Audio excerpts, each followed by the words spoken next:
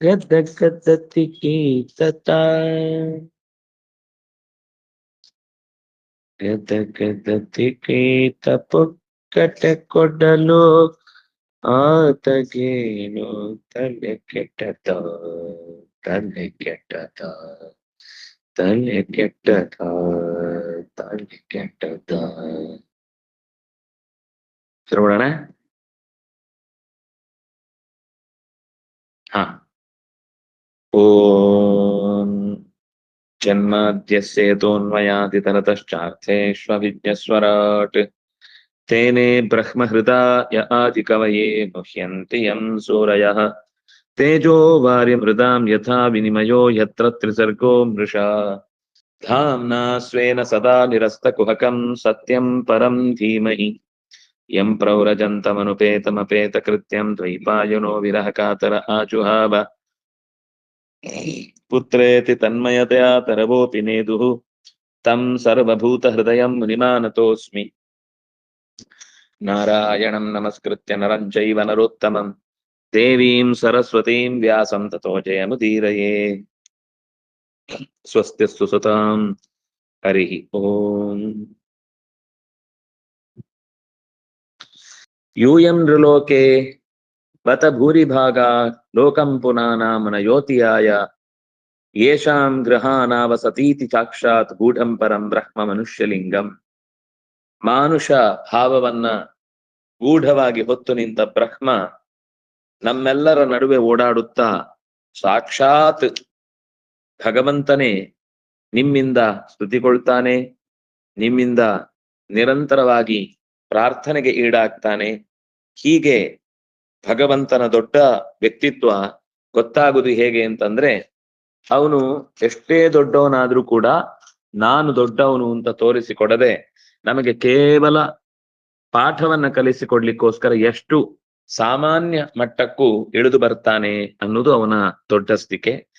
ಇದನ್ನ ಹೇಳಿ ಸವಾ ಅಯಂ ಬ್ರಹ್ಮ ಮಹದ್ವಿಮೃಗ್ಯಂ ಕೈವಲ್ಯ ನಿರ್ಬಾಣ ಸುಖಾನುಭೂತಿ ಪ್ರಿಯ ಸುಹೃದ್ವ ಖಲು ಮಾತುಲೇಯ ಆತ್ಮಾರ್ಹಣೀಯೋ ವಿಧಿಕೃದ್ಗುರುಶ್ಚ. ಸವಾ ಅಯಂ ಬ್ರಹ್ಮ, ಅವನೇ ಅಲ್ವಾ ಅಯಂ ಬ್ರಹ್ಮ. ಅಯಂ ನಮ್ಮ ಎದುರುಗಡೆ ಇರುವವನು, ಆದ್ರೆ ಬ್ರಹ್ಮ ಎದುರುಗಡೆ ಇದ್ದಾನೆ. ಯಾಕಂದ್ರೆ ಎದುರುಗಡೆ ಇದ್ದಾನೆ ಅಂತ ಹೇಳಿಕ್ ಬರುದಿಲ್ಲ ಅವನನ್ನ, ಯಾಕಂದ್ರೆ ಅವನು ಬ್ರಹ್ಮ. ಆದ್ರೂ ಎದುರುಗಡೆ ಇದ್ದಾನೆ ಅಂತ ನಮಗೆ ಹೇಳಲಿಕ್ಕೆ ಅನುಕೂಲ ಮಾಡಿ ಕೊಟ್ಟಿದ್ದಾನೆ. ಅಯಂ ವಾ ಖಲು ಬ್ರಹ್ಮ, ಅವನೇ ಅಲ್ವಾ ಯಾರಿಗೂ ಕೈಗೆ ಸಿಗದವನು. ನಮ್ಗೆ ಸವಾ ಅಂತಂದ್ರೆ ಬಹಳ ದೂರದವನು, ಆದ್ರೆ ಅಯಂ ಆಗಿದ್ದಾನೆ ನಮ್ಗೋಸ್ಕರ, ನಮ್ಮ ಮೇಲಿನ ಪ್ರೀತಿಗೋಸ್ಕರ, ನಮ್ಮ ಮೇಲಿನ ಕರುಣೆಯಿಂದ, ನಮ್ಮ ಒಡನಾಟದ ಸುಖವನ್ನ ಅಂದ್ರೆ ಅವನ ಒಡನಾಟದ ಸುಖವನ್ನ ನಮಗೆ ಕೊಡ್ಲಿಕ್ಕೋಸ್ಕರ ಅವನು ಮಹತ್, ಅವನು ಎಲ್ಲದಕ್ಕಿಂತ ದೊಡ್ಡವನು. ಬಹಳ ಜನ ಅವನನ್ನು ಹುಡುಕ್ತಾನೇ ಇದ್ದಾರೆ. ವಿಮೃಗ್ಯಂ, ಸುಲಭದಲ್ಲಿ ಸಿಗುವವನಲ್ಲ. ವಿವಿಧ ರೀತಿಯಿಂದ ಮಾರ್ಗಡ ಮಾಡಿ ಮಾಡಿ ಮಾಡಿ ಮಾಡಿ ಇನ್ನೂ ಕೂಡ ಹುಡುಕ್ತಾನೆ ಇದ್ದಾರೆ. ಆದ್ರೆ ನಮ್ಗೆ ಎದುರುಗಡೆ ಸಿಕ್ಕಿ ಬಿಡ್ತಾ ಇದ್ದಾನೆ. ಪಾಂಡವರಿಗೆ ಅಂದ್ರೆ ಇದು ಯುಧಿಷ್ಠಿರನಿಗೆ ನಾರದರು ಹೇಳ್ತಾ ಇರುವ ಮಾತಾದ್ರಿಂದ, ಸವಾ ಅಯಂ ಬ್ರಹ್ಮ ಮಹದ್ವಿಮೃಗ್ಯಂ ಕೈವಲ್ಯ ನಿರ್ಬಾಣ ಸುಖಾನುಭೂತಿ. ಅವನು ಕೇವಲ ಒಬ್ಬನೇ ತಾನಾಗಿ ಇದ್ದು ಈ ಭೌತಿಕವಾದ ಅಥವಾ ಈ ಲಿಂಗದ ಯಾವುದೇ ಬಗೆಯ ಶರೀರಗಳಿಲ್ಲದೆ ನಿರ್ಬಾಣನಾಗಿ, ಬಾಣ ಅಂದ್ರೆ ಶರೀರ, ಬಾಣಂ ಶರೀರಂ ಪ್ರೋಕ್ತಂ, ಬಾಣ ಅವನಲ್ಲಿ ಇಲ್ಲ. ಏನು ಶರೋಹ್ಯಾತ್ಮ ಬ್ರಹ್ಮತಲ್ಲಕ್ಷ್ಯ ಮುಚ್ಯತೆ. ಶರಹ ಅಂದ್ರೆ ಈ ಶರೀರ, ಶೃಣಾತೀತಿ ಶರಹ, ಯಾವುದು ಸೀಳುತ್ತೆ ಅದು ಶರ, ಇದು ಸೀಳಲ್ಪಡುತ್ತೆ ಆದ್ರಿಂದ ಕ್ಷರ. ಅದನ್ನ ಎರಡೂ ಶರವೇ, ಅದರಿಂದ ಅದಕ್ಕೆ ಬಾಣ ಅಂತಾನು ಹೆಸರು. ಬಾಣ ಅಂದ್ರೆ ಬಯಸಿದ್ದನ್ನ ಅಣತಿ, ಬಕಾಮನೆ ಅಂತ ಧಾತು. ದೇಹ ಇದ್ರೆ ತಾನೇ ಬಯಸಿದ್ದನ್ನು ಪಡಿಲಿಕ್ಕಾಗುದು. ದೇಹ ಇಲ್ಲದಿದ್ರೆ ಶರೀರಕ್ಕೆ ಅಸ್ತಿತ್ವವೇ ಇಲ್ಲ. ಹಾಗಾಗಿ ಶರೀರ ಇದ್ದದ್ರಿಂದಾಗಿ ಬಾಣ ಆಯ್ತು, ಅಂದ್ರೆ ಬಯಕೆಗಳನ್ನ ಈಡೇರಿಸುವುದಕ್ಕೆ ಅನುಕೂಲಕರವಾಯಿತು. ಆದ್ರಿಂದಾಗಿ ಈ ಶರೀರಕ್ಕೆ ಬಾಣ ಅಂತ ಹೆಸರು ಬಂತು. ಅವನು ನಿರ್ಬಾಣ, ಅವನಿಗೆ ಈ ತರದ ಬಯಕೆಗಳು ಇಲ್ಲ, ಬಯಕೆಗಳನ್ನು ಈಡೇರಿಸ್ಲಿಕ್ಕೋಸ್ಕರ ಕಷ್ಟಪಟ್ಟು ಯಾರೋ ಬೆನ್ನು ಹಿಡಿಬೇಕಾದ ಅಗತ್ಯವೂ ಇಲ್ಲ. ಸುಖಾನುಭೂತಿ. ಅವನು ಕೇವಲ ಆನಂದದ ಮಡು, ಆನಂದದ ಮುದ್ದೆ, ಕೇವಲ ಅದರ ಅನುಭವ ಸುಖ ಮಾತ್ರ, ಬೇರೆ ಏನು ಇಲ್ಲ. ಅವನು ಸುಖದ ಮೊತ್ತ. ಅಂತಹವನನ್ನ ವಿಮೃಗ್ಯಂ ಎಲ್ಲ ಕಡೆ ಹುಡುಕಬೇಕು. ಎಲ್ಲರಿಗೂ ಅವನು ಇನ್ನೂ ಕೂಡ ಪ್ರಶ್ನೆಯಾಗಿಯೇ ಉಳಿದಿದ್ದಾನೆ. ಮತ್ತೆ ವಹ ಪ್ರಿಯ, ವಹ ಸುಹೃತ್, ವಹ ಮಾತುಲೇಯ, ವಹ ಪ್ರಿಯ, ಮಮ ಪ್ರಾಣಾಹಿ ಪಾಂಡವಾಹ ಅಂತ ಹೇಳಿಕೊಂಡವ ಭಗವಂತ ನಿಮ್ಗೋಸ್ಕರ. ಸುಹೃತ್, ನಿಮಗೆ ಹೆಗಲ ಮೇಲೆ ಕೈ ಹಾಕೊಂಡು ಓಡಾಡ್ಲಿಕ್ಕೆ ಸಿಗ್ತಾನೆ. ಅವನು ಹೇಳಿದನು ಸಖೇತಿ ಮತ್ತು ಆ ಪ್ರಥಮಂ ಯದುಕ್ತಂ, ಹೇ ಕೃಷ್ಣ, ಹೇ ಯಾದವ, ಹೇ ಸಖೇತಿ, ಅಜಾನತಾ ಮಹಿಮಾನಂ ತವೇದಂ ಮಯಾ ಪ್ರಮಾದಾತ್ ಪ್ರಣಯೇನವಾಪಿ. ನಿಮಗೆ ಸುಹೃತ್ ಅವನು. ಹೃತ್ ಅಂದ್ರೆ ಹೃದಯ, ಅದೇ ಹಾರ್ಟ್ ಆಯ್ತು. ಸುಹೃತ್ ಅಂತಂದ್ರೆ ಹೃದಯದಲ್ಲಿ ಯಾವತ್ತೂ ಒಳ್ಳೆಯದನ್ನೇ, ಶೋಭನವನ್ನೇ ಬಯಸುವವನು ಹೊತ್ತವನು. ಯಾವಾಗ್ಲೂ ಜೀವಿಗಳ ಬಗ್ಗೆ, ಯಾವಾಗ್ಲೂ ತನ್ನ ಭಕ್ತರ ಬಗ್ಗೆ ಹೃದಯದಲ್ಲಿ ಒಳ್ಳೆಯ ಭಾವವನ್ನೇ ಹೊತ್ತುಕೊಂಡು ನಿಲ್ಲುವವನಾದ್ರಿಂದಾಗಿ ಭಗವಂತ ಸುಹೃತ್, ಪರಮ ಸುಹೃತ್ ಅವನು. ಆದ್ರೆ ನಾವು ಚೂರ್ ಸುಹೃತ್ ಆಗಬಹುದು. ಎಲ್ಲೇ ತನಕ ಸುಹೃತ್ ಆಗಿರ್ತೇವೆ ಅಲ್ಲಿ ತನಕ ಆರೋಗ್ಯವಂತರಾಗಿರ್ತೇವೆ. ಯಾವಾಗ ಇನ್ನೊಬ್ಬರ ಹೊಟ್ಟೆ ಕಿಚ್ಚನ್ನು ಹೊತ್ತುಕೊಂಡು ತಿರುಗ್ತೇವೆ, ಕಿಚ್ಚು ನಮ್ಮನ್ನು ಸುಟ್ಟ ಆಮೇಲೆ ಪಕ್ಕದವನು ಸುಡ್ಲಿಕ್ಕೆ ಆಗೋಷ್ಟ್ರ ಮುಂಚೆ ಇವನು ಸುಟ್ಟೋಗಿರ್ತಾನೆ. ಆದ್ರಿಂದಾಗಿ ಸುಹೃತ್ ಆಗಿರ್ಬೇಕು ಅಂತ ಭಗವಂತ ತೋರಿಸಿಕೊಟ್ಟ. ನಿಮಗೂ ಅವನು ಸುಹೃತ್ ಆಗಿ ಇದ್ದಾನೆ. ಅವನು ಪ್ರಿಯ, ಅವನು ಸುಹೃತ್. ಪ್ರಿಯ ಅಂತಂದ್ರೆ ಪೂರೈಸುವವನು ಅಂತ, ಪಾಲನ ಪೂರ್ಣ ಮಾಡುವವನು ಅಂತ ಅರ್ಥ ಪ್ರಿಯ ಅಂದ್ರೆ. ಮತ್ತೆ ಮಾತುಲೇಯ, ನಿಮ್ಮ ತಾಯಿಯ ಅಣ್ಣನ ಮಗ ಅವನು, ವಸುದೇವನ ಮಗ ಅವನು. ಕುಂತಿಗೆ ಅಣ್ಣ ವಸುದೇವ, ವಸುದೇವನ ಮಗ ವಾಸುದೇವ, ಹಾಗೆ ಮಾತುಲನ ಮಗ ಮಾತುಲೇಯ. ಅಂದಾಗಿ ವಸುದೇವನ ಮಗನಾಗಿ ಅವನು ನಿಮ್ಮ ಮಾವನ ಮಗ. ಅವನೇನ್ ಮಾವನ ಮಗನೋ ಅಂತ ಒಂದೊಂದ್ ಕಡೆ ದಾಸರು ಕೆಲವೊಮ್ಮೆ ಬೈಯುವುದುಂಟು ಈ ದೇವರ ಹತ್ರ ಗಲಾಟೆ ಮಾಡುವಾಗ. ಆದ್ರೆ ಹಾಗೆ ನೋಡಿದ್ರೆ ಅವನು ಮಾತುಲೇಯ ಹೌದು, ಅದು ಒಂದು ಹೌದು. ಅವನನ್ನ ಹೇಳದ ಒಂದು ಶಬ್ದ ಇಲ್ಲಲ್ಲ. ಹಾಗಾಗಿ ಯಾವ ಶಬ್ದವನ್ನು ತೆಗೆದುಕೊಂಡ್ರು ಎಲ್ಲೋ ಒಂದ್ ಕಡೆ ಅವನದೊಂದು ಸಂಬಂಧ ಹಾಗೆ ಕಾಣುತ್ತೆ. ಆತ್ಮ, ಎಲ್ಲರ ಅಂತರ್ಯಾಮಿ ಅವನು. ಅರ್ಹಣೀಯ, ಅರ್ಹ ಪೂಜಾಯಾಮತ ಧಾತು. ಅರ್ಹಣೀಯ ಅಂದ್ರೆ ಪೂಜೆಗೆ ಅತ್ಯಂತ ಯೋಗ್ಯನಾದವನು ಅಂತ. ವಿಧಿಕೃತ್, ಏನು ದೇವರ ಎಲ್ಲಾ ಗುಣಗಳನ್ನು ಒಟ್ಟಿಗೆ ತಂದು ರಾಶಿ ಹಾಕ್ಬಿಟ್ಟಿದ್ದಾರೆ ಈ ಪದ್ಯದಲ್ಲಿ. ವಿಧಿಕೃತ್, ವಿಧಿ ಅಂದ್ರೆ ಚತುರ್ಮುಖ, ಚತುರ್ಮುಖನನ್ನು ಕೂಡ ತಂದಿಟ್ಟವನು, ಚತುರ್ಮುಖನಿಗೂ ಕೂಡ ಆಸರೆಯಾದವನು. ಚತುರ್ಮುಖನನ್ನ ಅತ್ಯಂತ ಪ್ರೀತಿಯಿಂದ ತನ್ನ ತೊಡೆಯ ಮೇಲೆ ಇರಿಸಿಕೊಂಡು ಆತನಿಗೆ ಮುದ್ದಾದ ಪಾಠಗಳನ್ನ ಹೇಳಿ ಅವನನ್ನು ಗುಟ್ ಅಂತ ಮಾಡಿದವನು. ಯಾಕೆಂದ್ರೆ ಅವನು ಗುರು, ಅವನು ಗುರು ಆದ್ರಿಂದಾಗಿ, ಪರಮ ಗುರು ಆದ್ರಿಂದಾಗಿ ಅವನು ಗುರೋರ್ ಗುರು, ಗುರುಶ್ಚ, ಗುರುವು ಕೂಡ ಆಗಿದ್ದಾನೆ. ಹಾಗಾಗಿ ಭಗವಂತನನ್ನ ಎಷ್ಟು ತರ ಎಲ್ಲ ಅವನನ್ನ ಪರಿಚಯಿಸ್ಬೋದೋ ಅಷ್ಟೂ ರೀತಿಯಿಂದ ಅವನ ಬಗ್ಗೆ ನಿರೂಪಣೆ ಮಾಡಿದ್ರು. ಹಾಗಾಗಿ ಇಂತಹ ಭಗವಂತ ನಯಸ್ಯ ಸಾಕ್ಷಾತ್ ಭವ ಪದ್ಮಜಾದಿಭಿ ರೂಪಂ ಧಿಯಾ ವಸ್ತುತಯಾನುವರ್ಣಿತಂ ಮೌನೇನ ಭಕ್ತ್ಯೋಪಶಮೇನ ಪೂಜಿತ ಪ್ರಸೀದತಾಂ ಏಷ ಸಾತ್ವತಾಂ ಪತಿ.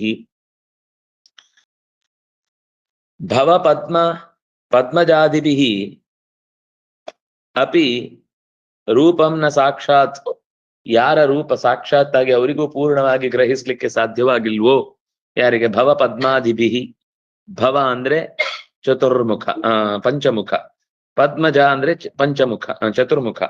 ಈ ಇಬ್ರು ಕೂಡ ನಿರಂತರವಾಗಿ ಅವನ ತುದಿ ಮೊದಲನ್ನು ಹುಡುಕ್ಲಿಕ್ಕೆ ಪ್ರಯತ್ನಿಸಿ ಆಗದೆ ರೂಪಂ ಧಿಯಾ, ಆ ರೂಪವನ್ನ ಹೊರಲು ಯೋಚಿಸಿ ವಸ್ತುತಯ ಅನುವರ್ಣಿತಂ, ಆದ್ರೆ ಅವರಿಗೆ ಎಷ್ಟು ಖಂಡಿತೋ ಅಷ್ಟನ್ನ ಅವರು ಪ್ರಾಮಾಣಿಕವಾಗಿ ಹೊತ್ತು ನಮ್ಮ ಮುಂದೆ ತಂದು ಇಟ್ಟಿದ್ದಾರೆ. ಧಿಯಾ ವಸ್ತುತಯಾ ಧಿಯಾ ಅನುವರ್ಣಿತಂ, ವಸ್ತುಭೂತವಾದಂತ ಯಥಾರ್ಥವಾದಂತ ಅವನ ಗುಣಪೂರ್ಣತೆಯನ್ನ ಅವರು ಲೋಕದಲ್ಲಿ ಪರಿಚಯಿಸಿಟ್ಟಿದ್ದಾರೆ.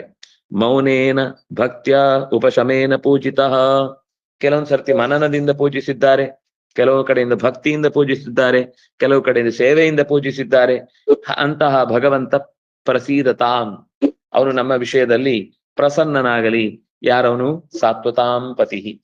ಸಾತ್ವತಾಂ, ಸತ್ವಾನ್ ಅಂತ ಒಬ್ಬ ಯದುಗಳಲ್ಲಿ ವೀರ, ಪೂರ್ವದವ. ಹೇಗೆ ವೃಷ್ಣಿ ಅಂತಿದ್ದಾರೋ, ಹೇಗೆ ಯದು ಅಂತಿದ್ದಾನೋ, ಹೇಗೆ ಮಧು ಅಂತಿದ್ದಾನೋ, ಹೇಗೆ ಅಂಧಕ ಅಂತಿದ್ದಾನೋ, ಹೇಗೆ ಕುಕರ ಅಂತಿದ್ದಾನೋ, ಹಾಗೆ ಇವನೊಬ್ಬ ಸತ್ವಾನ್ ಅಂತ ಒಬ್ಬ ಪೂರ್ವಜ. ಆ ಪೂರ್ವಜರಲ್ಲಿ ಬಂದವನಾದ್ರಿಂದಾಗಿ ಸಾತ್ವತಾಂ ಪತಿ ಸತ್ವತಃ ಅಯಂ ಸಾತ್ವತಃ. ಯಾರು? ಈ ಯದುಗಳು. ಸಾತ್ವತ್ ಅಂತ ಶಬ್ದ ಆಗುತ್ತೆ. ಸಾತ್ವತಾಂ ಪತಿ ಸಾತ್ವತ್ ಪತಿ ಅಂತ ಆಗ್ಬೇಕು. ಇಲ್ಲಿ ಅದನ್ನು ಬಿಡಿಸಿ ಹೇಳಿದರೆ ಸಾತ್ವತಾಂ ಪಂಚಮಿ ಷಷ್ಠಿ ಬಹು ಅದು. ಸಾತ್ವತಾಂ ಸಾತ್ವಂತರಿಗೆ ಪತಿಯಾದಂತಹ ಈ ಭಗವಂತ ನಮಗೆ ಪ್ರಸನ್ನನಾಗಲಿ.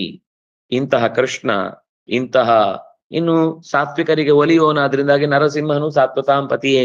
ಅವನು ಕೂಡ ಅವನೇನು ತಾಮಸಾಂ ಪತಿ ಏನಲ್ಲ. ಸತ್ವರೇ ತಾಮಸರಿಗೆ ಭಯ ಹುಟ್ಟಿಸ್ತಾನೆ, ತಾಮಸರಿಗೂ ಪತಿ ಅವನೇ.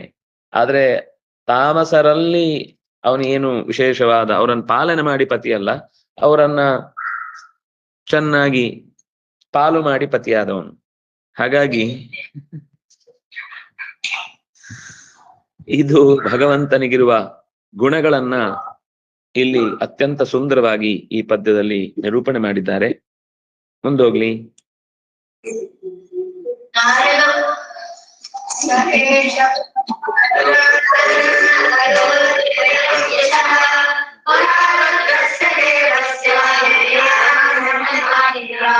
ಇದು ಶ್ರೀಮದ್ಭಾಗವತೆ ಸಪ್ತಮಸ್ಕಂದೇ ದಶಮೋಧ್ಯಾಯ.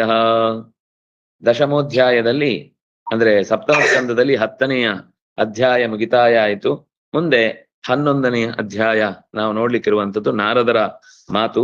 ನಾರದರು ಹೇಳ್ತಾ ಇದ್ದಾರೆ, ಆ ಭಗವಂತನೇ ಸಯೇಷ ರಾಜನ್ ಅಕರೋತ್ ವಿತತಂ ಯಶಃ. ವಿತತ ಅಂದ್ರೆ ವಿಸ್ತೃತವಾದ ಎಲ್ಲ ಕಡೆಯ ಹೆಸರಿನ ವ್ಯಾಪ್ತಿಯನ್ನ ಉಂಟು ಮಾಡಿದ. ಪುರಾ ರುದ್ರಸ್ಯ ದೇವಸ್ಯ ಮಯೇನ ಅನಂತಮಾಯಿನ. ಮಯ ಒಬ್ಬ ರಾಕ್ಷಸ ಶಿಲ್ಪಿ. ಅನಂತಮಾಯಿನ, ಅನಂತಮಾಯಿ ಅಂತಂದ್ರೆ ಅವನ ಕಣ್ಣು ಕಟ್ಟಿಗೆ ಕೊನೆ ಇಲ್ಲ. ಈ ಕಣ್ಣು ಕಟ್ಟಿನ ಮಯ ಬಂದ ಮೇಲೆ ಮಾಯಾ ಅನ್ನುವ ಶಬ್ದಕ್ಕೆ ಕಣ್ಣು ಕಟ್ಟು ಅನ್ನುವ ಅರ್ಥ ಬಂತು. ಅಲ್ಲಿ ತನಕ ಮಾಯಾ ಅನ್ನುವ ಶಬ್ದಕ್ಕೆ ಶಾಸ್ತ್ರದಲ್ಲಿ ವೇದದಲ್ಲಿ ಮಂತ್ರಗಳಲ್ಲೆಲ್ಲ ಅರ್ಥ ಏನು ಅಂತಂದ್ರೆ ಪುರುರೂಪ ಮಾಯಯ ಈಯತೆ ಅಂತಂದ್ರೆ ಅವನು ಜ್ಞಾನದಿಂದ ಮಾಯಾತು ವಯುನಂ ಪ್ರೋಕ್ತಂ. ಮಾಯಾ ಅಂದ್ರೆ ಜ್ಞಾನ, ಮಾಯಾ ಅಂದ್ರೆ ಇಚ್ಛೆ, ಮಾಯಾ ಅಂದ್ರೆ ಮಹಿಮೆ. ಅದಾದ್ಮೇಲೆ ಮುಂದಿನ ಅರ್ಥ ಕಣ್ಣು ಕಟ್ಟು.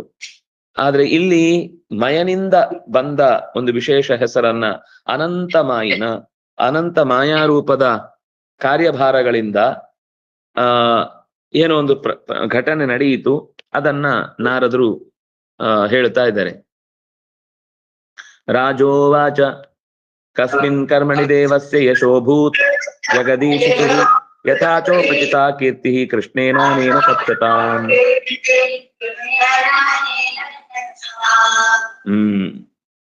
ರಾಜ ಅಂದ್ರೆ ಇಲ್ಲಿ ಪರೀಕ್ಷಿತ್ ರಾಜ ಕೇಳ್ತಾ ಇದ್ದಾನೆ. ಅಲ್ಲ, ಪರೀಕ್ಷಿತ್ ರಾಜ ಅಲ್ಲ, ಧರ್ಮರಾಜ. ಧರ್ಮರಾಜ ಕೇಳ್ತಾ ಇದ್ದಾನೆ, ಕಸ್ಮಿನ್ ಕರ್ಮಣಿ ದೇವಸ್ಯ ಯಶಃ ಅಭೂತ್. ಯಾವ ಕೆಲಸದಿಂದ ದೇವಸ್ಯ ಭಗವಂತನ ಯಶಸ್ಸು ಕೀರ್ತಿ ಅಭೂತ್ ಹೆಚ್ಚಾಯಿತು. ಯಾರದ್ದು ಅಂತ ಹೇಳುವಾಗ ಜಗದೀಶಿತು, ಜಗತ್ತಿಗೆ ಒಡೆಯನಾದಂತಹ ಭಗವಂತನ ಹೆಸರು ಇನ್ನಷ್ಟು ವೃದ್ಧಿ ಆಗುವುದಕ್ಕೆ. ಯಥಾಚ ಉಪಚಿತಾ ಕೀರ್ತಿ ಕೃಷ್ಣೇನ ಅನೇನ ಕಥ್ಯತಾಂ. ಕೃಷ್ಣ ಈ ಯಾವ ರೀತಿಯಿಂದ ಉಪಚಿತ, ಉಪಚಿತ ಅಂದ್ರೆ ಸಂಪಾದಿಸುವುದು, ಯಾವ ರೀತಿಯಿಂದ ಕೀರ್ತಿ ಉಪಚಿತ ಕೀರ್ತಿಯನ್ನ ಪಡೆದದ್ದಾಯಿತು. ಕಥ್ಯತಾಂ ಅಂತಹ ಕೃಷ್ಣನಿಂದ ಪಡೆದ ಕೀರ್ತಿಯ ಹಿನ್ನೆಲೆಯನ್ನ ನಮಗೆ ಹೇಳುವುದಾಗಲಿ ಅಂತ ನಾರದರ ಹತ್ರ ಪಾಂಡವನಾದಂತಹ ಯುಧಿಷ್ಠಿರ ಕೇಳ್ತಾ ಇದ್ದಾನೆ. ನಿರ್ಜಿತ ಅಸುರಾದೇವೈಹಿ ಯುದ್ಧನೇನೋಪಬೃಂಹಿತೈಹಿ ಮಾಯಿನಾಂ ಪರಮಾಚಾರ್ಯಂ ಮಯಂ ಶರಣಮಭ್ಯಯುಃ. ಅಸುರಾಹ ದೇವೈಹಿ ನಿರ್ಜಿತಾಹ. ಅಸುರರು ದೇವತೆಗಳಿಂದ ನಿರ್ಜಿತರಾದ್ರು. ದೇವಾಹ ಅಸುರಾನ್ ನಿರ್ಜಿತವಂತಹ. ಇದು ಕರ್ಮಣಿ ಪ್ರಯೋಗ, ಕರ್ತರಿ ಪ್ರಯೋಗ. ಕರ್ಮಣಿ ಪ್ರಯೋಗ ಆದಾಗ ನಿರ್ಜಿತಾಹ ಅಸುರಾ ದೇವೈಹಿ, ದೇವೈಹಿ ಅಸುರಾಹ ನಿರ್ಜಿತಾಹ. ದೇವಾಹ ಅಸುರಾನ್ ನಿರ್ಜಿತವಂತಹ. ಕ್ತ ಇದ್ರೆ ಕ್ತವತು ಆಗುತ್ತೆ, ಕ್ತವತು ಇದ್ರೆ ಕ್ತ ಆಗುತ್ತೆ.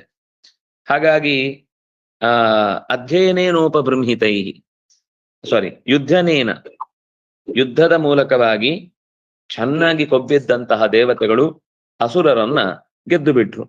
ಮಾಯಿನಾಂ ಪರಮಾಚಾರ್ಯಂ, ಮಾಯಿಗಳಲ್ಲಿ ಅತ್ಯಂತ ಪರಮಾಚಾರ್ಯ ಅಂದ್ರೆ ಅವರಲ್ಲೂ ಆಚಾರಗಳಿರ್ತಾರೆ, ಕೇವಲ ಇಲ್ಲಿ ಮಾತ್ರ ಆಚಾರಗಳಲ್ಲ, ರಾಕ್ಷಸರಲ್ಲೂ ಆಚಾರಗಳಿದ್ದಾರೆ.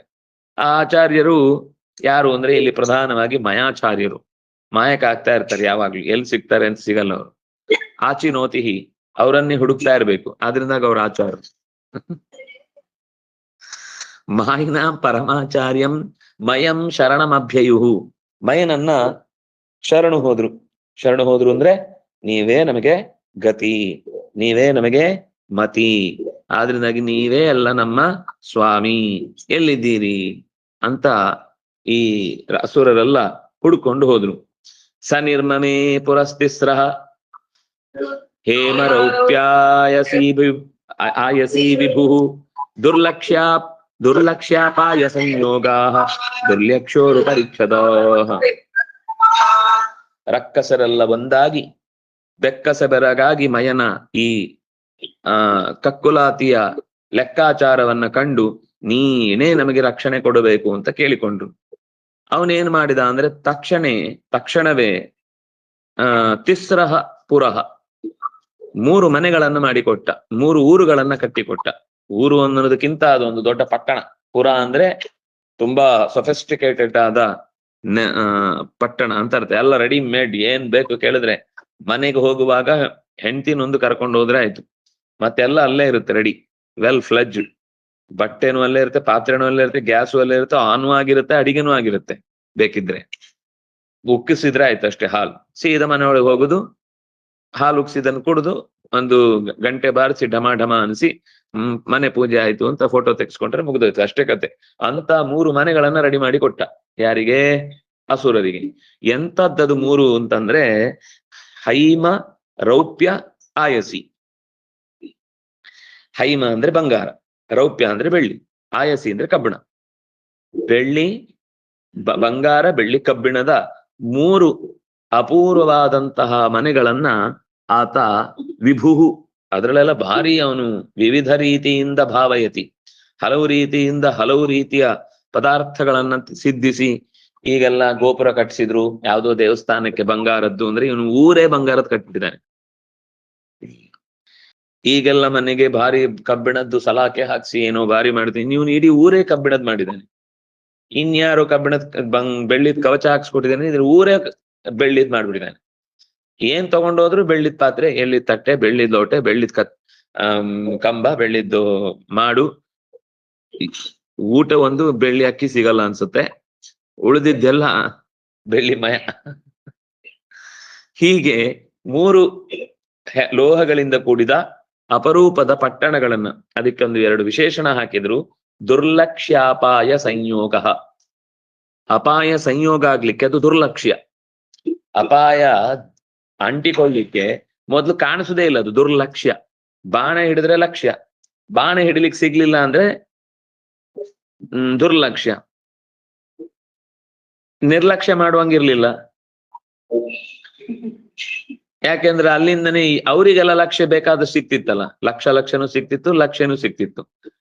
ಅದರ ಜೊತೆಗೆ ದುರ್ಲಕ್ಷ್ಯೋ ಪರಿಚ್ಛದಾಹ, ದುರ್ಲಕ್ಷ್ಯ ಉಪರಿಚ್ಛದಾಹ. ಪರಿಚ್ಛದ ಅಂದ್ರೆ ಅದಕ್ಕೆ ಹೊರಗಿನ ಕವರ್, ತುಂಬಾ ಜೋರಾದ ಕವರ್ ಇತ್ತು ಅದಕ್ಕೆ. ತಾಭಿಸ್ತೆ ಸುರಸೇನಾನ್ಯ ಲೋಕಾಂತ್ರೀನ್ ಸೇಶ್ವರಾನ್ ನೃಪ ಸ್ಮರಂತೋ ನಾಶಯಾಂಚಕ್ರು ಪೂರ್ವವೈರಮಲಕ್ಷಿತಾ. ತಾಭಿ ತೇ ಅಸುರ ಸೇನಾನ್ಯ, ಅಸುರ ಸೇನಾನಿಗಳು ತಾಭಿ ಆ 3 ಪಟ್ಟಣಗಳಿಂದ 3 ಲೋಕಾನ್ 3 ಲೋಕಗಳನ್ನು, ಸೇಶ್ವರಾನ್ ಆ ಲೋಕದ ಒಡೆಯರನ್ನು ಅನಾಯಾಸವಾಗಿ ನಾಶಯಾನ್ ಚಕ್ರು ಹುಡಿಗಟ್ಟಿ ಬಿಟ್ರು.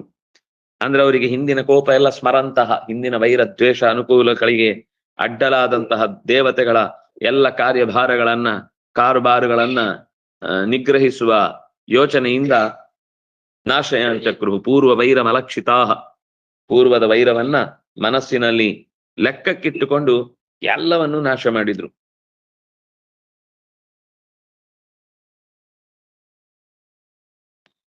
ತತಸ್ತೆ ಸೇಶ್ವರಾಲೋಕಾಃ ಉಪಾಸಾದ್ಯೋಚಿರೇ ವಿಭುಂ ತ್ರಾಹಿ ನಷ್ಟಾವಕಾನ್ ದೇವ ವಿನಷ್ಟಾನ್ ತ್ರಿಪುರಾಲಯೈ. ಅವರಿಗೆ ಹೆಸರೇ ತ್ರಿಪುರಾಲಯ ಅಂತ ಹೆಸರು ಬಂತು. ತ್ರಿಪುರಾಸುರರು ಅಥವಾ ತ್ರಿಪುರಾಲಯರು ಅಂತಾನೆ ಕರಿತಾ ಇದ್ರು. ತ್ರಿಪುರಾಸುರರು ಅಂತ ಇವರು ಸೇಶ್ವರಾಹ, ಎಲ್ಲ ಲೋಕಗಳ ಒಡೆಯ ಇವರೇ ಆಗ್ಬಿಟ್ರು. ಅಲ್ಲಲ್ಲ, ತತಸ್ಥೆ ಸೇಶ್ವರಾಲೋಕಾಹ, ಆ ಲೋಕದ ಒಡೆತನಕ್ಕೆ ನಿಜವಾದ ಅಧಿಕಾರಿಗಳಾಗಿದ್ದಂತಹ ದೇವತೆಗಳು ಉಪಾಸನೆಗಳನ್ನ ಮಾಡುತ್ತಾ ವಿಭುಂ ಊಚಿರೆ, ಪರಮಾತ್ಮನನ್ನ ಕುರಿತು ಕೈ ಮುಗಿದು ತ್ರಾಹಿನಸ್ತಾವತ್ ತಾವಕಾನ್, ತಾವಕಾನ್ ಅಂದ್ರೆ ತವ ಸಂಬಂಧಿ ತಾವಕಃ, ಮಮ ಸಂಬಂಧಿ ಮಾಮಕಃ, ಮಾಮಕ ತಾವಕ ಯುಷ್ಮಾಕಂ ಅಂದ್ರೆ ಆಸ್ಮಾಕೀನಂ ಯುಷ್ಮಾಕೀನಂ ಅಂತೆಲ್ಲ ಈ ಶಬ್ದಗಳನ್ನ ಬಳಸ್ತಾರೆ. ತಾವಕ ಅಂದ್ರೆ ತವ ಸಂಬಂಧಿ, ನಿನ್ನವನು. ತಾವಕಾನ್, ನಿನ್ನವರನ್ನಾಗಿರುವಂತಹ ದೇವತೆಗಳನ್ನು ತ್ರಾಹಿ, ರಕ್ಷಿಸು. ದೇವ, ಲೀಲಾಜಾಲವಾಗಿ ಜಗತ್ತನ್ನು ನಿನ್ನ ಕೈ ಅಂಕೆಯಲ್ಲಿ ಇಟ್ಟುಕೊಂಡವನೇ.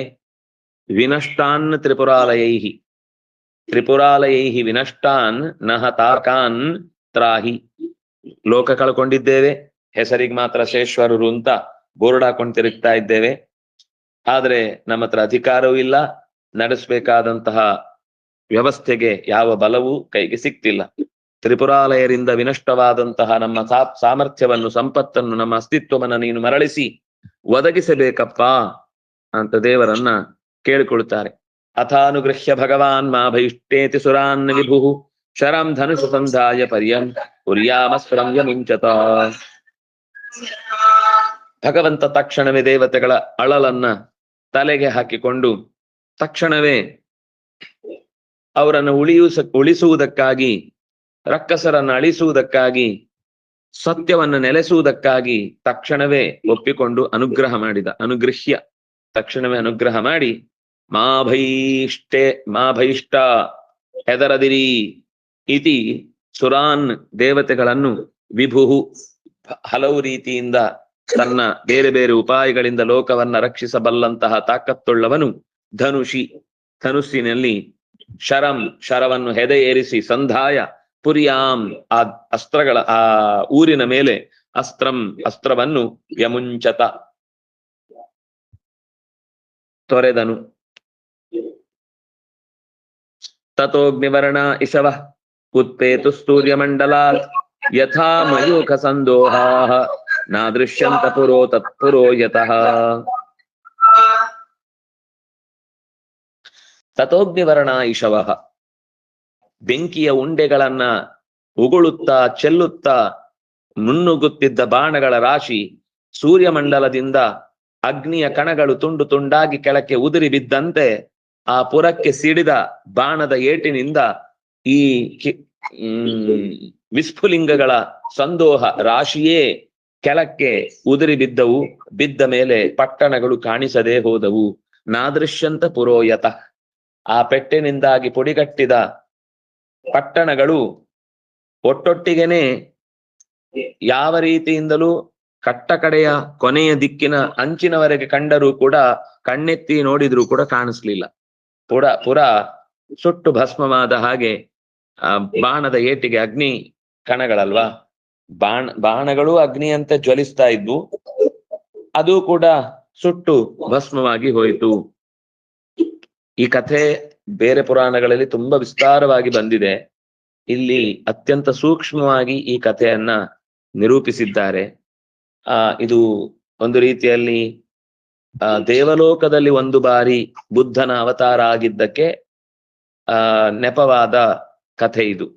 ಅಂದ್ರೆ ಈಗ ಬುದ್ಧ ಇತ್ತೀಚೆಗೆ ಒಂದು 2000 ವರ್ಷದ ಹಿಂದೆ ಅವತಾರ ಎತ್ತಿದ್ದಾದ್ರೆ, ಇದಕ್ಕಿಂತ ಮೊದಲೊಮ್ಮೆ, ಆಗ ಅದಕ್ಕೆ ಹೆಸರು ಅಲ್ಲಿ ಹೇಳುವಾಗ ಅದೃಶ್ಯ ರೂಪ ಅಂತ ಹೇಳುತ್ತೆ. ಈ ತ್ರಿಪುರಾಸುರರ ಕಥೆಯನ್ನು ಹೇಳುವಾಗ ಬುದ್ಧ ಲೋಕದ ಮನುಷ್ಯರಿಗೆ ಕಾಣಲಿಲ್ಲ, ಆದ್ರೆ ದೇವತೆಗಳಿಗೆ ಮಾತ್ರ ಕಂಡ. ಹಾಗೆ ಬತ್ತಲೆ ನಿಂತಿಹ ಬೌದ್ಧನಿಗೆ ಅಂತ ದಾಸ ಸಾಹಿತ್ಯದಲ್ಲಿ ಬಂದ್ರೆ, ಆ ಬತ್ತಲೆ ನಿಂತಿಹ ಬೌದ್ಧ ಅಂದ್ರೆ ಈ ತ್ರಿಪುರಾಸುರರ ವಧೆಯ ಸಂದರ್ಭದಲ್ಲಿ ಬಂದವನು. ಇಲ್ಲಿ ಅವನು ಬತ್ತಲೆ ಬಂದದ್ದಲ್ಲ. ಹೇಳ್ಬೋದು ಪುಟ್ಟ ಮಗುವಾಗಿದ್ದಾಗ ಅಂಥದ್ದೇ ಒಂದು ದೃಶ್ಯವೂ ಅಲ್ಲಿ ಇದೆ, ಆದ್ರೆ ಅವನು ನಿಂತದ್ದಲ್ಲ, ಮಲಗಿದ್ದ. ಆದ್ರೆ ಅವನು ಧ್ಯಾನ ಸ್ಥಿತಿಯಲ್ಲಿ ಹೇಳಿದ ಉಪದೇಶಗಳನ್ನ ಕೇಳಿಸಿಕೊಂಡು ರಕ್ಕಸರು ತಮಗೆ ಬೇಕಾದ್ದು ಸಿಕ್ಕಿತು ಅಂತ ಹೊರಟು ಹೋದ್ರು, ವಿರೋಚನ ಹೋದ ಹಾಗೆ. ಆದ್ರಿಂದ ಇಲ್ಲಿ ಇರುವ ಕಥೆ ತುಂಬಾ ದೊಡ್ಡ ಸಮಸ್ಯೆಯಾಗಿ ಶುಕ್ರಾಚಾರ್ಯರು ಸಂಜೀವಿನಿಯ ಒಂದು ದೊಡ್ಡ ಬಾವಿಯನ್ನ ಸಿದ್ಧಪಡಿಸಿ ರಕ್ಕಸರನ್ನೆಲ್ಲ ಅದ್ದಿ ತೆಗಿತಾ ಇದ್ರು, ಪೆಟ್ಟು ಬಿದ್ದವರನ್ನೆಲ್ಲ. ಹೊರಗೆ ಬಂದಾಗ ಎದ್ದು ಬಿಡ್ತಿದ್ರು, ಅದ್ದಿ ತೆಗೆದೊಡನೆ ಎದ್ದು ಬರ್ತಾ ಇದ್ರು. ಹಾಗಾಗಿ ರಾಕ್ಷಸರು ಯಾರು ಇವರು ದೇವತೆಗಳು ಒದ್ದು ಅವರನ್ನ ಕೊಂದ್ರೆ ಇವರು ಬಿದ್ದು ಬಿದ್ದು ಎದ್ದು ಬರ್ತಿದ್ರು. ಇದರಿಂದ ಅವರ ಪ್ರಯತ್ನಗಳಿಗೆಲ್ಲ ಬೆಲೆ ಇಲ್ಲ ಅಂತ ಆಗೋಯ್ತು. ಎಷ್ಟು ಕಷ್ಟಪಟ್ಟು ಹೋರಾಡಿ ಬೆವರು ಸುರಿಸಿ ಕೈಕಾಲೆಲ್ಲ ಹರಿಬಿಟ್ಟು ಯುದ್ಧ ಮಾಡಿದ್ರೆ ಅವರು ಆರಾಮಾಗಿ ಏನು ಆಗಿಲ್ಲ, ಈಗ ಫ್ರೆಶ್ ಆಗಿ ನಿದ್ದೆಯಿಂದ ಎದ್ದು ಬಂದವರ ಹಾಗೆ ಚಕ್ ಅಂತ ಬಂದು ಮತ್ತೆ ಯುದ್ಧಕ್ಕೆ ನಿಲ್ತಿದ್ರು. ಇದರಿಂದ ತುಂಬಾ ಟೆನ್ಷನ್ ಆಗೋಯ್ತು, ಏನ್ ಮಾಡುದು ಗೊತ್ತಾಗ್ಲಿಲ್ಲ. ಇದಕ್ಕೆ ಏನ್ ಕಾರಣ ಅಂತ ಊಹಿಸಿದಾಗ ಕೊನೆಗೆ ಗೊತ್ತಾಯ್ತು, ಶುಕ್ರಾಚಾರ್ಯ ಒಂದು ಬಾವಿ ಇಟ್ಬಿಟ್ಟಿದ್ದಾರೆ, ಎಲ್ಲರನ್ನ ಅದರಲ್ಲಿ ಎಸಿತಾ ಇದ್ರು. ಎಲ್ಲ ಇವ್ರು ಮುಳುಗಿ ಬಿದ್ದವ್ರು ಒಂದ್ಸರ್ತಿ ಉಸಿರಾಡ್ಲಿಕ್ಕೆ ತೊಂದರೆ ಆಯ್ತು ಅಂತ ಅನ್ಕೊಂಡು ಮೂಗೊಳಗ ಅದರ ನೀರು ಹೋದ್ರು ಕೂಡ ಎದ್ದು ಬಂದ್ಬಿಡ್ತಿದ್ರು. ಈ ಮೂಗೊಳಗ್ ನೀರು ಹೋದ್ರು ಅವ್ರಿಗೆ ಆರೋಗ್ಯ ಚೆನ್ನಾಗ್ ಆಗ್ಬಿಡ್ತಿತ್ತು. ನಮ್ಗೆ ಮೂಗಲ್ ನೀರು ಹೋದ್ರೆ ಉಳಿದವರಿಗೆಲ್ಲ ಬಾಯಲ್ಲಿ ನೀರು ಬರುತ್ತೆ. ಏನ್ ಮಾಡುದಪ್ಪ ಇವ್ರನ್ನ ಅಂತ ಸರಿ ಮಾಡುದು ಹೇಗೆ ಅಂತ ಉಸಿರುಗಟ್ಟು ಹೋಗುತ್ತೆ ಈ ಮೇಲಿದ್ದವರಿಗೂ ಕೂಡ. ಆದ್ರೆ ಅಲ್ಲಿ ಉಲ್ಟಾ ಆಯ್ತು. ಕೊನೆಗೆ ಡಿಸ್ಕಷನ್ ಆಗಿ ಚತುರ್ಮುಖ ಮತ್ತೆ ಸಹಸ್ರಮುಖ ಇಬ್ರು ಮಾತಾಡ್ಕೊಳ್ತಾರೆ. ಪಂಚಮುಖನ ಹತ್ರ ನೀನ್ ಇಲ್ಲೇ ಇರು, ನಾವೊಂದು ಕೆಲಸ ಮಾಡಿ ಬರ್ತೀವಿ ಅಂತ ಇಬ್ರು ಹಸು ಮತ್ತೆ ಕರುಗಳ ರೂಪದಲ್ಲಿ ಪರಮಾತ್ಮ ಹಸುವಿನ ರೂಪದಲ್ಲಿ ಹೋಗ್ತಾನೆ, ಕರುವಾಗಿ ಬ್ರಹ್ಮ ಹೋಗ್ತಾನೆ. ಹೋಗುವ ದಾರಿಯಲ್ಲಿ ಎಡವಟ್ಟಾಗಿ ಯಾರೋ ದೂಡ್ತಾರೆ, ದೂಡಿದ ತಕ್ಷಣ ಸೀದಾ ಬಾವೆಳಗ್ ಬೀಳ್ತವೆ ಹಸು ಮತ್ತೆ ಕರು ಎರಡು. ಬಿದ್ದವುಗಳು ಸುಮ್ನೆ ಬೀಳಲ್ಲ, ಬಿದ್ದಾಗ ಅದರೊಳಗೆ ಇದ್ದ ಎಲ್ಲ ಅಮೃತವನ್ನ ಕುಡಿದು ಬಿಡ್ತಾವೆ ಎರಡು. ಕುಡಿದು ಕರುವಿಗೂ ಕೊಡುತ್ತೆ ಎದೆ ಹಾಲನ್ನು, ಕೆಚ್ಚಲಿನ ಹಾಲನ್ನ. ಆಮೇಲೆ ಮೇಲ್ ಬರುದು ಹೇಗೆ, ಬಿದ್ದಾಗಿದೆ, ಅದು ಗೊತ್ತಿಲ್ಲ ಒಳಗಿನಿಂದ ಹಸು ಬಿದ್ದಿವೆ ಅಂತ. ಶುಕ್ರಾಚಾರ್ಯ ಕಡೆಯವರೆಲ್ಲ ತಂದ್ ಬಾವಿಗೆ ಹಾಕ್ತಾ ಇದ್ರು. ಇವ್ರು ತಪ್ಪಿಸ್ಕೊಂಡು ಬಾವಿ ತುಂಬ ಹೋಗುತ್ತೆ, ಇವ್ರು ಎದ್ದುಕೊಂಡು ಹೊರಗೆ ಬಂದ್ಬಿಡ್ತಾರೆ. ಆಮೇಲೆ ಯಾಕೋ ಸಂಖ್ಯೆ ವಾಪಸ್ ಬರ್ಬೇಕಾದ್ರು ಲೆಕ್ಕಾಚಾರ ಸಿಗ್ತಾ ಇಲ್ಲಲ್ಲ, ನಾನು ಒಳಗ್ ಕಳಿಸಿದ್ದು ಪೇಷಂಟ್ ನಂಬರ್ 150 ಹೊರಗೆ ವಾಪಸ್ ಬಂದವರು ಯಾವ್ದು ಒಂದು ಹೊರಗೆ ಬಂದಿಲ್ಲಲ್ಲ ಅಂತ ಯೋಚನೆ ಮಾಡಿದ್ರೆ ಬಾವಿನೇ ಕಾಣಿಸ್ಲಿಲ್ಲ, ಬೆಟ್ಟ ಮಾತ್ರ ಕಾಣಿಸ್ತು. ಬಾವಿಯಲ್ಲಿ ಹೋಯ್ತು ಅಂತ ಹುಡುಕ್ಲಿಕ್ಕೆ ಅವ್ರಿಗೆ ಒಂದು ಹೊತ್ತು ಬೇಕಾಯ್ತು. ಅಷ್ಟೊತ್ತಿಗೆ ಪಟ್ಟಣ ಸುಟ್ಟು ಭಸ್ಮವಾಗ್ಬಿಟ್ಟಿತ್ತು. ಅಂದ್ರೆ ಹೀಗೆ ಅದೇನಾಯ್ತು ಅಂದ್ರೆ ಈ ಇಬ್ರು ನೀರು ಕುಡಿದ ತಕ್ಷಣ ರುದ್ರದೇವರಿಗೆ ಸಿಗ್ನಲ್ ಹೋಯ್ತು, ನೀನು ಬಾಣವನ್ನು ಬಿಡಬಹುದು ಅಂತ. ಹಾಗಾಗಿ ತಕ್ಷಣವೇ ಬ್ರಹ್ಮದೇವ ಅವನ ಸಾರಥ್ಯವನ್ನು ವಹಿಸ್ತಾನೆ ರುದ್ರದೇವರ ರಥಕ್ಕೆ. ಬಾಣದ ತುದಿಯಲ್ಲಿ ವಿಷ್ಣು ತನ್ನ ಅಸ್ತ್ರ ರೂಪದಲ್ಲಿ ಕೂತ್ಕೊಳ್ತಾನೆ. ಕೂತ್ಕೊಂಡ ತಕ್ಷಣವೇ ಆ ಬಾಣ, ಅದು ಏನು ವರ ಇತ್ತು ಅಂದ್ರೆ 3 ಪುರಗಳು ಒಂದೇ ಬಾಣದಿಂದ ಒಟ್ಟಿಗೆ ಸೀಳಲ್ಪಡಬೇಕು. ಆದ್ರೆ ಆ ಪುರಗಳು ಒಟ್ಟಿಗಿರುವುದೇ ಇಲ್ಲ, ಪುರಗಳು ಎಲ್ಲೆಲ್ಲೋ ಇರ್ತವೆ. ಹೀಗೊಂದು ವಿಚಿತ್ರವಾದ ಟೆಕ್ನಿಕ್ ಅನ್ನ ರುದ್ರದೇವ ತನ್ನ ಬಾಣ ಪ್ರಯೋಗದ ಮೂಲಕ ಎಲ್ಲ ಸ್ವಿಂಗ್, ಬಾಣ ಹೊಡೆಯುವಾಗ್ಲೇ ಅದು ಇದು ಬಿಡ್ತಾರಲ್ಲ, ಏನದು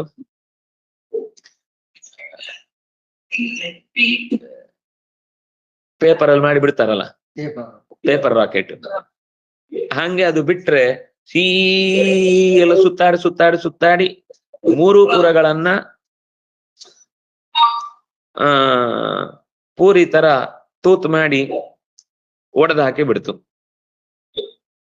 ಆಗ ಅಷ್ಟೂ ಜನ ರಕ್ಕಸರು ಅದರಿಂದ ಉದುರಿ ಬಿದ್ದು ಪ್ರಾಣ ಹೋಯ್ತು ಅಂತ ಒಟ್ಟು ಅದರ ಕಥೆಯ ಸೂಕ್ಷ್ಮ ಸ್ವರೂಪ. ಅದರ ಮಧ್ಯದಲ್ಲಿ ಏನೇನೇನೋ ಪ್ರಾರ್ಥನೆಗಳು, ಏನೇನು ಗಲಾಟೆಗಳು ಬೇರೆ ಪುರಾಣದಲ್ಲಿ ತುಂಬಾ ವಿಸ್ತಾರವಾಗಿ ಬಂದಿದೆ ಈ ತ್ರಿಪುರಾಸುರರ ಸಂಹಾರದ ಕಥೆ. ಅದರ ಸಾರಾಂಶವನ್ನ ಮಾತ್ರ ನಾವೀಗ ನೋಡಿದ್ವು. ಒಟ್ಟಂತೂ ಎಲ್ಲರೂ ಕೂಡ ವ್ಯಸವಹ ಅಂದ್ರೆ ಹಸುಗಳನ್ನ ಕಳೆದುಕೊಂಡವರಾದ್ರು. ತೈ ಸ್ಪೃಷ್ಟಾ ವ್ಯಸವಃ ಸರ್ವೇ ನಿಪೇತು ತ್ರಿಪುರೌಕಸಃ ತಾನಾನೀಯ ಮಹಾಯೋಗಿ ಮಯ ಕೂಪರಸೆ ಕ್ಷಿಪತ್. ಇನ್ನು ಸ್ವಲ್ಪ ಕತೆ ಇಲ್ಲಿ ಮುಂದುವರಿಯುತ್ತೆ. ಆ ಏನಾಯ್ತು ಅಂದ್ರೆ ಕೂಪರಸೆ, ಆ ಬಾವಿಯ ಮಧ್ಯದಲ್ಲಿ ಅವರನ್ನೆಲ್ಲ ತಂದು ಬಿದ್ದವರನ್ನೆಲ್ಲ ಮುಳುಗಿಸಿದ್ರು.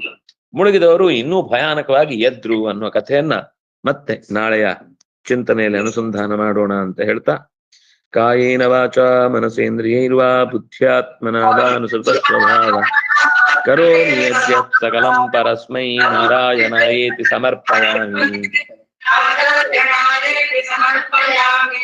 ತಪಸ್ವಿನೋ ದಾನಪರಾಯ ಯಶಸ್ವಿನೋ ಮನಸ್ವಿನೋ ಮಂತ್ರವಿದಸ್ಸು ಮಂಗಲ ಕ್ಷೇಮಂ ನ ವಿಂದಂತೆ ವಿನಾಯ ದರ್ಪಣಂ ತಸ್ಮೈ ಸುಭದ್ರ ಶ್ರವಸೇ ನಮೋ ನಮಃ.